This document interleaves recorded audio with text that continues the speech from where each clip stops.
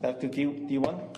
Yeah, thank you, Your Worship. Just to administration, well, D1, and I think Councillor Klassen mentioned D3. What is, I'm looking at the consultant report, Crestview Strategy Incorporated. Now, is that the company from Ontario that was awarded this contract? I could only see one online, so. Your Worship, I'm not sure the location of that consultant, but they're working on a project with communications, and Ms. Rogers can provide more information. Sure, if you can, yeah.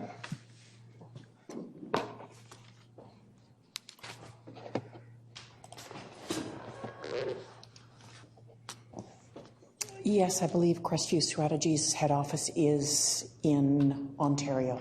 Okay, and I'm just wondering, and I know the Prince George Citizen had a story a little while ago that we had lost 800 jobs in 1 month. I know you have, I wouldn't call it a large, but a sizable communications department. So what would be the purpose, I guess, and maybe this came to council before, but to actually hire this firm, because some of the things that they talk about, you know, transparency, communicating high corporate profits, you know, mobilizing, trying to convince public opinion.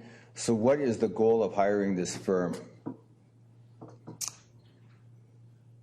Well, first of all, I would say that for a community our size, our communications department is half the size of comparable cities.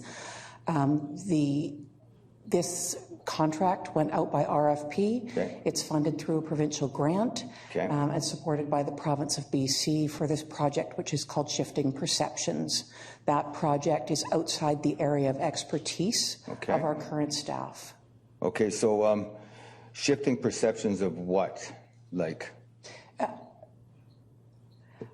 That's, I mean, they have quite the credentials. Sorry, an email did go to council about this project, so I'm not quite sure how much detail you're looking for this evening. Well, just shifting perceptions of what in the community? I mean, I'd have to find the email again, but. Of our downtown and of our unhoused citizens who reside there. Right, okay. And what would be the goal? That's right. What would be the goal of trying to shift the perceptions to be more compassionate, less afraid, like... There seemed to, at this point, we're at the research phase of the project, and the consultant is gathering information from various interested parties in our community.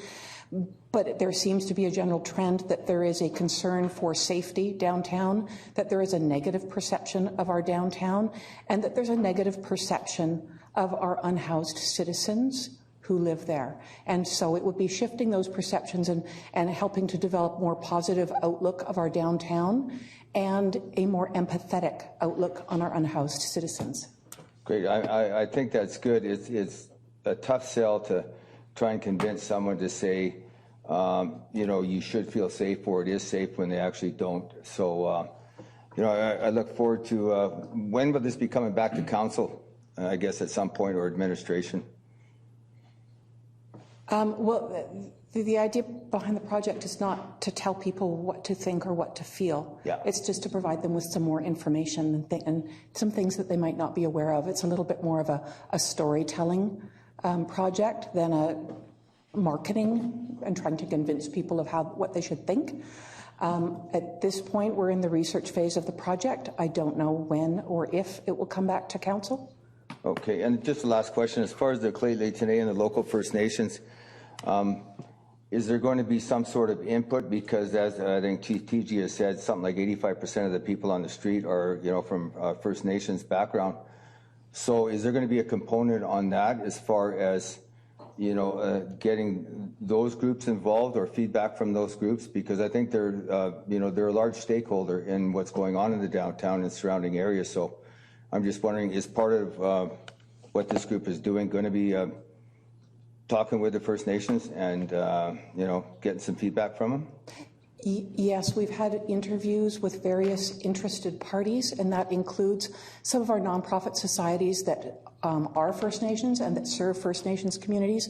We've also reached out to Lheidli, and we will be involving them in the project in the way that it best suits them. Good, I appreciate that. Thank you. Thank you very much. Councillor Klassen. Thank you, Worship. And this is a question through to Chris, I think, Chris Dalio, for a finance question.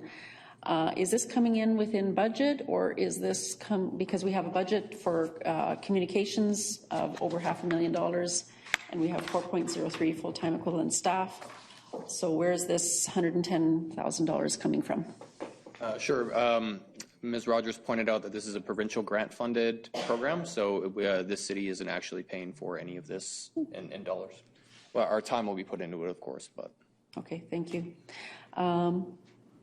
Yes, because we're hiring someone to do it. That's right. I think that's all the questions I had for now. Thank you. Thank you. Councillor Fazil. Well, thank you, Mayor Ewan. Just wanted to build on Councillor Skaken and Councillor Klassen bringing forward the conversation. I think what we've heard again and again is a council that's really committed and wanting to find ways to become more transparent. So kudos to Ms. Rogers for identifying grant funding so that we can get accurate messaging out. I know that places like Pew and Gallup in the States consistently see that the perception of things like crime go up at the same time that the actual crime goes down. So the fact that you're going out to make sure we get it right and get the message out accurately is appreciated. Thank you.